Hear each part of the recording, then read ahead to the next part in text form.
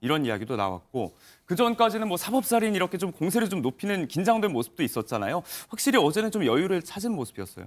말씀하신 것처럼 파란만장하지요. 3년 동안 내내 검찰에 의해서 탈탈 털렸지 않습니까? 뭐 압수수색부터 시작을 해서 소위 이 구속영장 청구까지 엄청난 일이 벌어졌었고 예. 그 이후에 또 정치 테러에 의해서 목숨까지 잃을 뻔했었고 또 목숨을 건 단식도 했었고 그다음에 초유의 내란을 겪으면서 담까지 넘어갔던 상황까지 벌어졌었기 때문에 네. 이런 상황 자체가 이재명의 삶이라고 하는 것이 파란만장하다라고 하는 것을 보여줬던 것 같고 그럼에도 불구하고 그 이재명 후보가 계속 얘기했던 국민만 믿고 가겠다. 국민을 믿고 가겠다는 것은 헌법 정신과 국민적 상식에 근거하겠다고 얘기했었는데 네. 지금까지 계속 보면 그런 헌법적 정신과 국민의 상식에 맞게 판단이 됐죠. 어제 형사 7부 같은 경우도 마찬가지입니다만 네.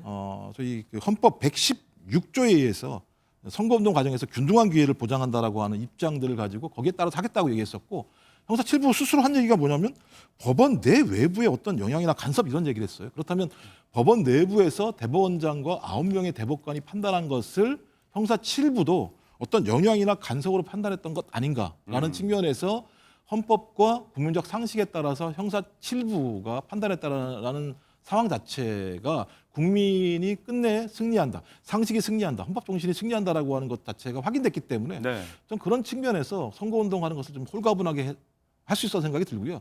더 좀 제가 볼 땐 이해가 안 되는 게 아니 어떻게 사법부가 선거운동에 직접적으로 개입하려고 하고 있습니까? 더 잘 알고 있는 사람들이 그런 얘기를 했다라고 얘기하는 건 우리 정치사회에서 또 네. 우리 사법사에서 매우 큰 문제가 있는 상황입니다. 20여일 동안 선거운동 기간 동안 5번의 공판기일을 잡아서 네. 대선 후보가 거기에 나오라고 얘기하는 것 자체가 제가 볼 때는 비상식적인 상황이었는데 어제와 오늘부로 그런 상황들이 해소됐다는 측면에서 이제 법원도 네. 좀 상식적으로 돌아왔구나라는 생각이 들어서 좀 안도가 되는 측면이 있습니다. 대법원의 달리고 파기환송 있지만 결정이 이 가운데서도 한 목소리로 공세 수위는 높였습니다.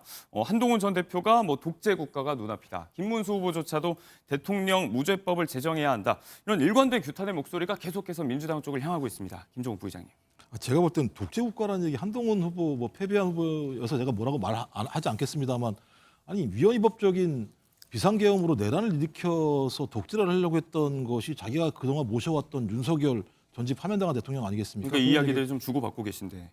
예, 약간 전 그래서 이제 뭐 어떤 얘기 주고받았다는 네, 말씀이신 거죠? 독재에 대한 프레임 이야기. 예. 그래서 저는 그건 이해가 안 된다는 생각이 들고요.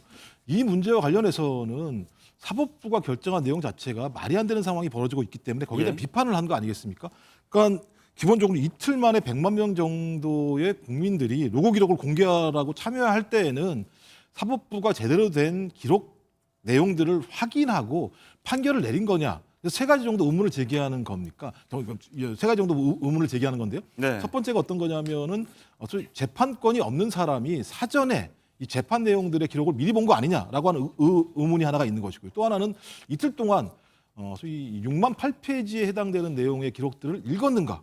그것을 읽고 의견을 냈는가? 네. 그럴 가능성이 없다라는 것이고 세 번째는 내규를 어겼다라고 하는 거 아니겠습니까?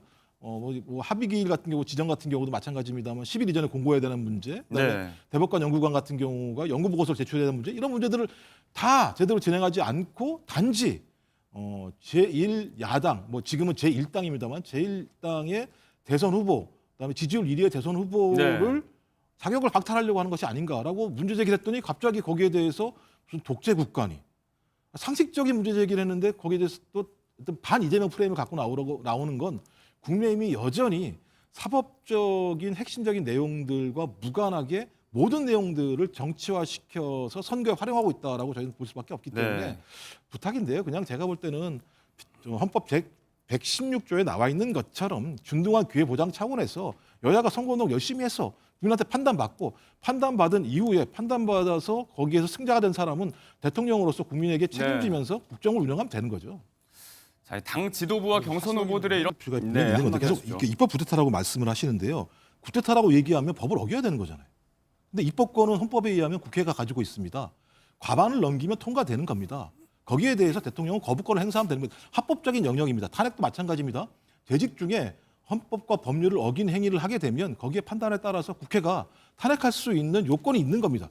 이걸 입법 구태타라고 얘기한다면 입법부 보고 입법 권한을 행사하지 말라라고 압력을 넣는 것에 해당되는 것이고요. 사법 구태타라고 말씀드리는 건 뭐냐면 법을 어기면서까지 사법적 판결을 내린 측면들에 대한 의구심이 매우 확증적으로 보이고 있기 때문에 왜 이런 이례적인 판단을 하는가? 이 이례적인 판단에는 사법부가 정치적 중립을 지키지 않고 이번 선거에 개입한 것이 아닌가라는 의구심이 들기 때문에 거기에 대해서 청문회를 열건 이런 과정을 통해서 사실관계를 밝히자고 얘기하는 것이 때문에 정당한 요구인데 네. 이 부분에 대해서 문제가 없다고 얘기하고 입법부가 법에 따라서 조치한 것은 입법 구태타라고 말씀하시는 건 매우 형평에 어긋난다 이런 말씀을 드리고 싶습니다.